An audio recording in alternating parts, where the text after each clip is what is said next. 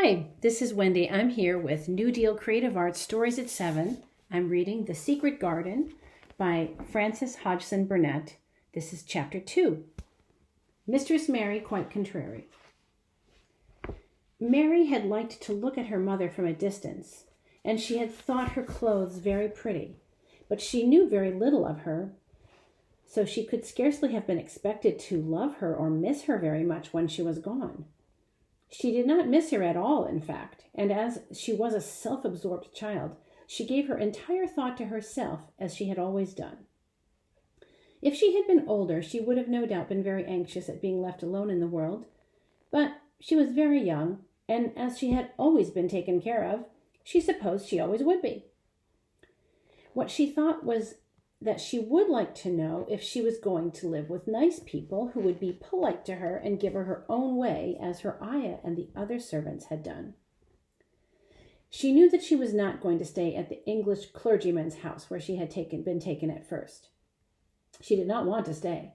The English clergyman was poor, and he had 5 children, all nearly the same age, and they wore shabby clothes and were always quarreling and snatching toys from each other. Mary hated their untidy house and was so disagreeable to them that after the first day or two nobody would play with her. And by the second day they had given her a nickname, which made her furious. It was Basil who thought of it first. Basil was a little boy with impudent blue eyes and a turned-up nose, and Mary hated him. She was playing by herself under a tree, just as she had been playing the day the cholera broke out. She was making heaps of earth and paths for a garden, and Basil came and stood near to watch her. And presently he got rather interested and suddenly made a suggestion. "Why don't you put a heap of stones there and pretend it is a rockery?" he said. "There, in the middle." And he leaned over her shoulder to point. "Go away," cried Mary. "I don't want boys. Go away." For a moment Basil looked angry, and then he began to tease. He was always teasing his sisters. He danced around and round her and made faces and sang and laughed. "Mistress Mary, quite contrary, how does your garden grow? With silver bells and cockle shells and marigolds all in a row." He sang it until the other children heard and laughed too, and the crosser Mary got, the more they sang, "Mistress Mary, quite contrary." And after that, as long as she stayed at their house, they called her Mistress Mary, quite contrary, when they spoke of her to each other, and often when they spoke to her. "You are going to be sent home," Basil said to her, "at the end of the week. And we're glad of it." "I'm glad of it too," answered Mary. "Where is home?"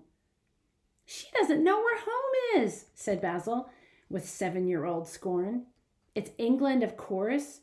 Our grandmamma lives there, and our sister Mabel was sent to her last year. You are not going to your grandmamma. You have none. You are going to your uncle. His name is Mr. Archibald Craven." "I don't know anything about him," snapped Mary. "I know you don't," Basil answered. "You don't know anything. Girls never do. I heard Mother and Father talking about him. He lives in a great, big, desolate old country house, and no one goes near him. He's so cross he won't let them, and they wouldn't come even if he would let them. He is a hunchback, and he's horrid." "I don't believe you," said Mary, and she turned her back and stuck her fingers in her ears because she would not listen any more. But she thought over it a great deal afterward, and when Mrs. Crawford told her that night she was going to sail away to England in a few days and going to her uncle, Mr. Archibald Craven, who lived at Misselthwaite Manor, she looked so stony and stubbornly uninterested that they did not know what to think about her. They tried to be kind to her, but she only turned her face away when Mrs. Crawford attempted to kiss her, and she held herself stiffly when Mr. Crawford patted her shoulder. "She's such an unhappy child," Mrs. Crawford said pityingly afterward. "And her mother was such a cheerful creature. She had such nice manners, too, and Mary has the most unattractive ways I ever saw in a child. The children call her Mistress Mary quite contrary, and though it's naughty of them, one cannot help understanding it." Perhaps if her mother had carried her pretty manners more often into the nursery, Mary might have learned some nice ways also. It is very sad, now that the poor, beautiful woman is gone, to remember that many people never even knew that she had a child at all. "I believe she scarcely ever looked at her," sighed Mrs. Crawford. When her ayah was dead, there was no one to give a thought to this little thing. Think of the servants running away and leaving Mary all alone in that deserted house. Colonel McGrew said he nearly jumped out of his skin when he opened the door and found her standing by herself in the middle of her room. Mary made the long voyage to England under the care of an officer's wife, who was taking her children to leave them in a boarding school. She was very much absorbed in her own little boy and girl, and was rather glad to hand Mary over to the woman Mr. Archibald Craven had sent to meet her in London. The woman was his housekeeper at Misselthwaite Manor, and her name was Mrs. Medlock. Mrs. Medlock was a stout woman with very red cheeks and sharp black eyes. She wore a very purple dress, a black silk cloak with jet fringes on it, and a black bonnet with purple velvet flowers which stuck up and trembled when she moved her head. Mary did not like her at all, but as she very seldom liked people, there was nothing remarkable in that. Besides which, it was very evident Mrs. Medlock did not think much of her. "My word, she's a plain little piece of goods," she said, "and we'd heard that her mother was such a pleasant human. She hasn't handed much of it down, has she, ma'am?" "Perhaps she will improve as she grows older," the officer's wife said good-naturedly. "If she were not so yellow-looking and had a nicer expression, her features are good. Children do change." "She'll have to change a good deal," answered Mrs. Medlock, "and there's nothing likely to improve a child living at Misselthwaite Manor, if you ask me." They thought Mary was not listening because she was standing a little apart from them at the window of the private hotel they had gone to. She was watching the passing buses and cabs and people, but she heard quite well and was made very curious about her uncle and the place he lived in. What sort of a place was it, and what would it be like? What was a hunchback? She had never seen one. Perhaps there were none in India. Since she had been living in other people's houses and had had no ayah, she had begun to feel lonely and to think queer thoughts which were new to her. She had begun to wonder why she had never seemed to belong to anyone, even when her mother and father had been alive. Other children seemed to belong to their mothers and fathers, but she had never seemed to really be anyone's little girl. She had had servants and food and clothes, but no one had taken any notice of her. She did not know that this was because she was a disagreeable child. But then, of course, she did not know she was disagreeable. She often thought that other people were, but she did not know that she was so herself. She thought Mrs. Medlock was the most disagreeable person she had ever seen, with her very red cheeks and her very funny-looking bonnet with the feathers. When the next day they set out on their journey to Yorkshire, she walked through the station to the railway carriage with her head up and trying to keep as far away from Mrs. Medlock as she could, because she did not want to seem to belong to her. It would have made her very angry to think people imagined that she could have been Mrs. Medlock's little girl. But Mrs. Medlock was not in the least disturbed by her and her thoughts. She was the kind of woman who would stand no nonsense from young ones. At least that is what she would have said if she had been asked. She had not wanted to go to London just when her sister Maria's daughter was going to be married, but she had a comfortable, well-paid place as housekeeper at Misselthwaite Manor, and the only way in which she could keep it was to do at once what Mr. Archibald Craven told her to do. She never even dared to ask a question. Here is a picture of Mary walking through the station. You can see her wearing her travel coat and hat.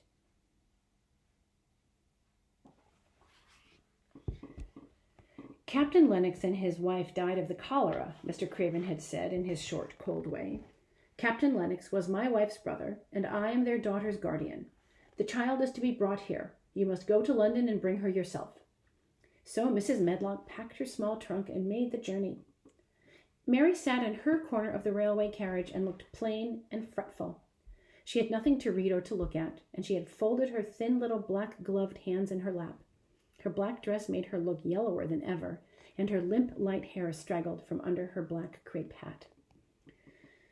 A more unhappy-looking young one I never saw in my life, Mrs. Medlock thought. Mrs. Medlock also thought she was spoiled. She had never seen a child who sat so still without doing anything, and at last she got tired of watching her and began to talk in a brisk, hard voice. "I suppose I may as well tell you something about where you're going to," she said. "Do you know anything about your uncle?" "No," said Mary. "Never heard your mother and father talk about him?" "No," said Mary, frowning. She frowned because she remembered that her father and mother actually never talked to her about anything in particular. Certainly they never told her things. "Humph!" muttered Mrs. Medlock, staring at Mary's face. She did not say any more for a few moments, and then she began again. "I suppose you might as well be told something to prepare you. You are going to an unusual place." Mary said nothing at all, and Mrs. Medlock looked rather discomfited by her apparent indifference. But after taking a breath, she went on.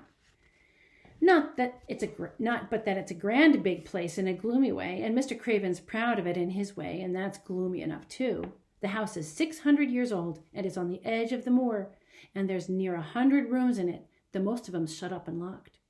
And there's pictures and fine old furniture and things that's been there for ages, and there's a big park around it, and gardens and trees with branches trailing to the ground, some of them. She paused and took another breath.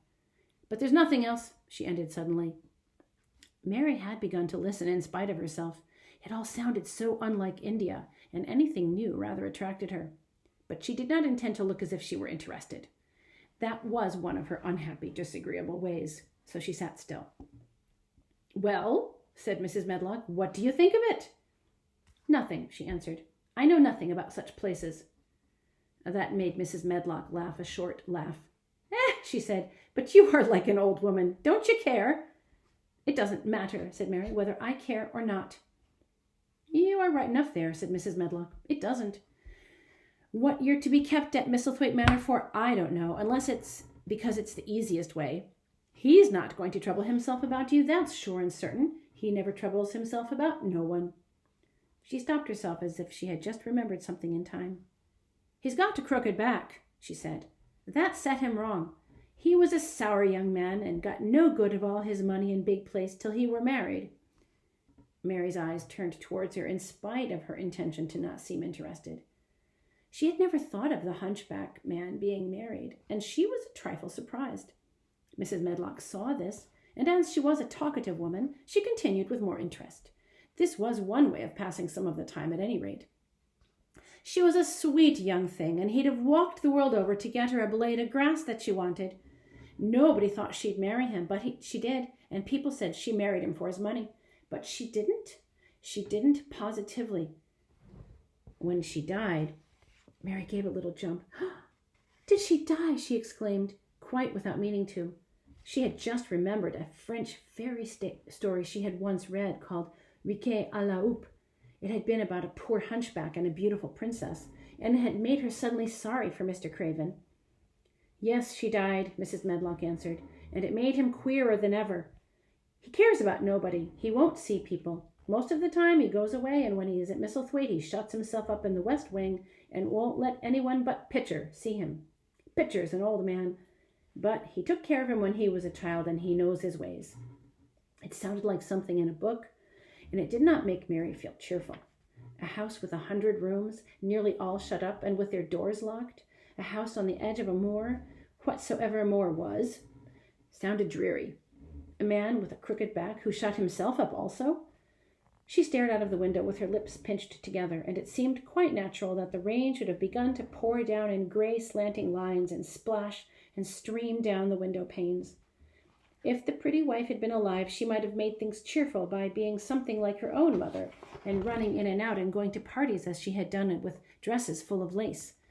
But she was not there any more. "You needn't expect to see him, because 10 to 1 you won't," said Mrs. Medlock. "And you mustn't expect that there will be people to talk to you.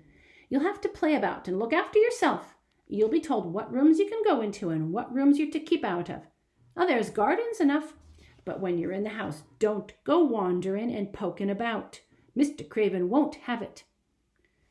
"I shall not want to go poking about," said sour little Mary. And just as suddenly as she had begun to be rather sorry for Archibald Craven, she began to cease to be sorry and to think he was unpleasant enough to deserve all that had happened to him. And she turned her face towards the streaming panes of the window of the railway carriage and gazed out at the gray rainstorm, which looked as if it would go on forever and ever. She watched it so long and steadily that the grayness grew heavier and heavier before her eyes, and she fell asleep. End chapter 2.